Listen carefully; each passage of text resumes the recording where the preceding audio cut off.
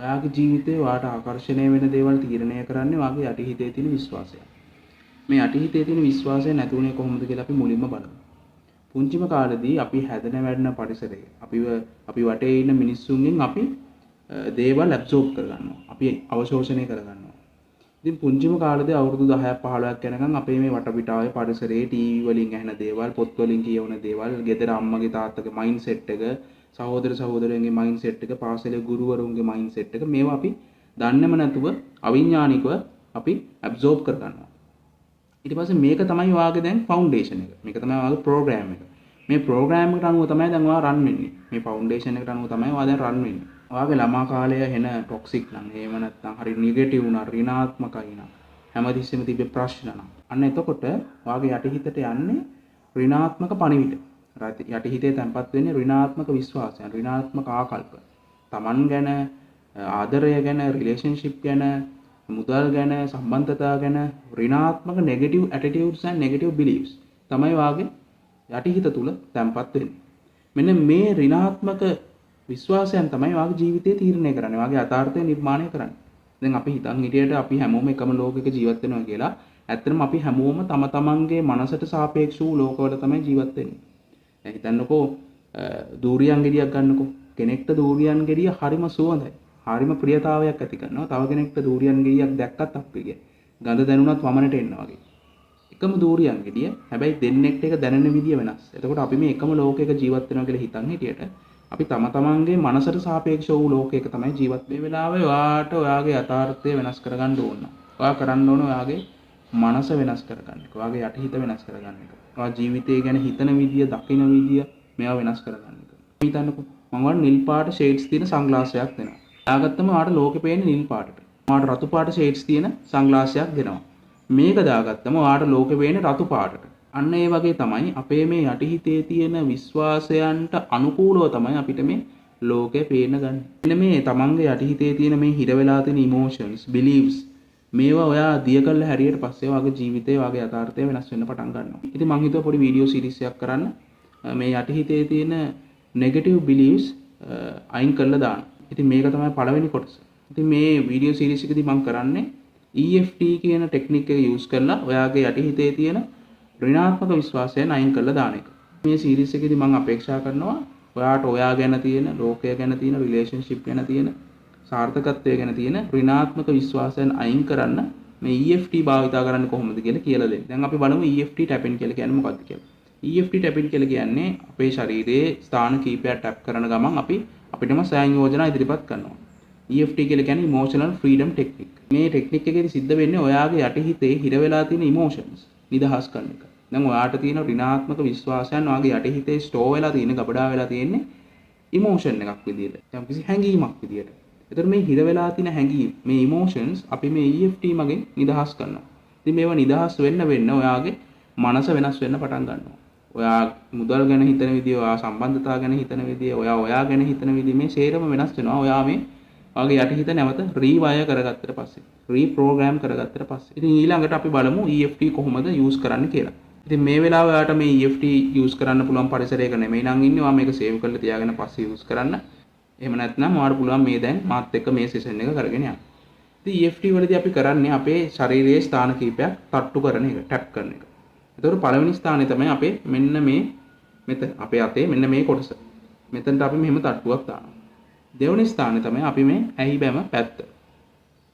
තුන්වෙනි ස්ථානේ අපේ මේ ඇහි පැත්ත. මෙතන තියෙන මේ බෝන් එක.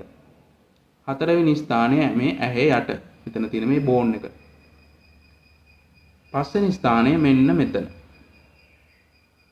හයවෙනි ස්ථානය මෙන්න මෙතන. වාගේ නිකටට උඩ.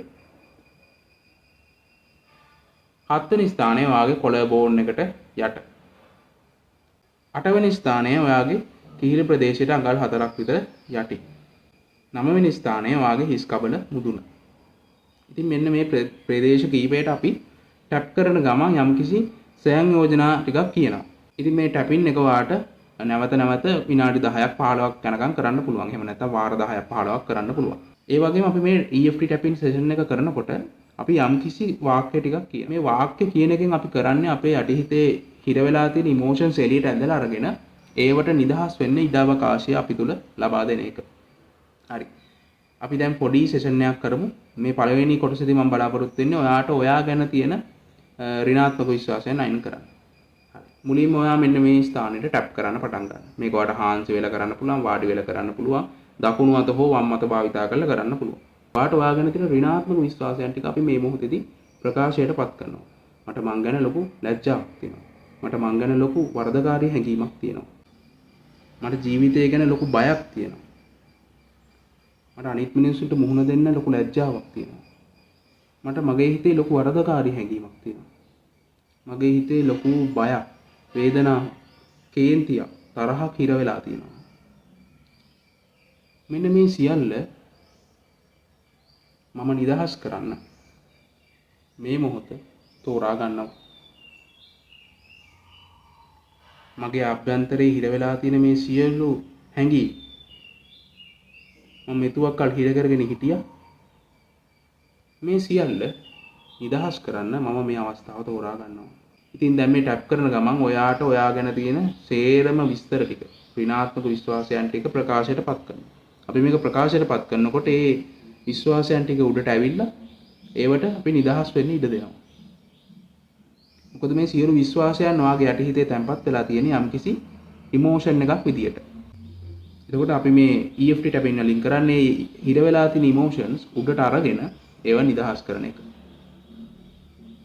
ඉතින් මේ අවස්ථාවේ මගේ අභ්‍යන්තරයේ හිර වෙලා තියෙන, යටපත් වෙලා තියෙන බය, දුක, වේදනාව, ලැජ්ජාව, වරදකාරී හැඟීම් මේ සියල්ල මම නිදහස් කරනවා.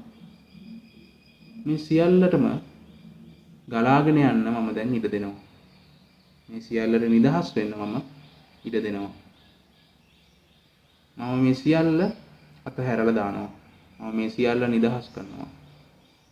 මට මං ගැන තියෙන ලැජ්ජාව, මට මං ගැන තියෙන බය, මට මං ගැන තියෙන අවිශ්වාසය, මට මං ගැන තියෙන ඍණාත්මක ගතිය, මට මං ගැන තියෙන low confidence එක, මට මං ගැන කිසිම විශ්වාසයක් නැහැ.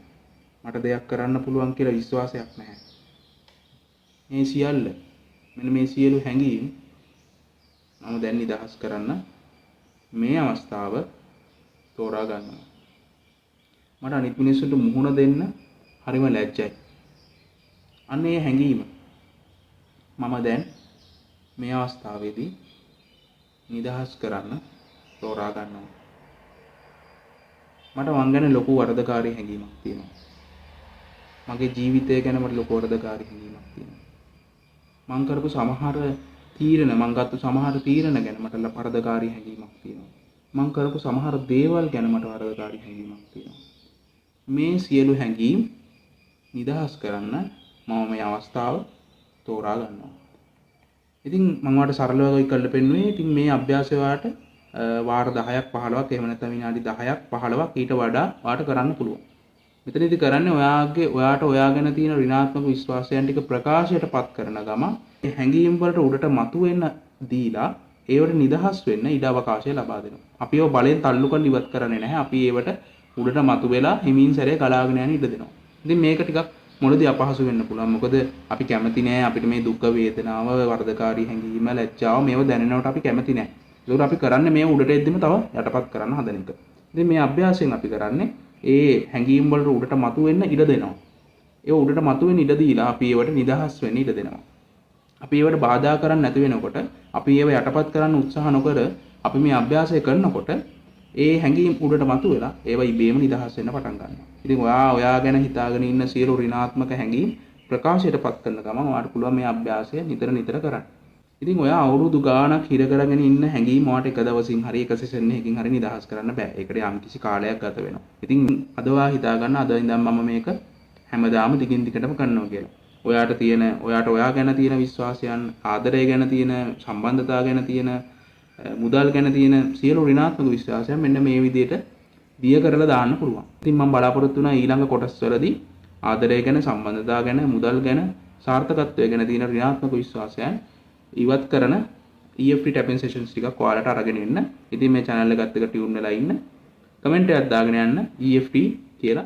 ඉතින් මම නිර්මාණය කරපු වීඩියෝ කෝස් එකක් තියෙනවා. මේ වීඩියෝ කෝස් එකේ මම සරලව කියලා දෙනවා කොහොමද ඔයාගේ සිතුවිලි හැඟීම් වලට වහල් වෙන්නේ නැතුව ඔයාගේ ජීවිතේ ජය ගන්න කියලා. මේ කෝස් එක ලබා ගන්න කැමති නම් ඔයා කමෙන්ට් එකක් දාන්න කෝස් කියලා. මම ඔයාලට DM කරන්නම් මේ කෝස් එකේ link එක.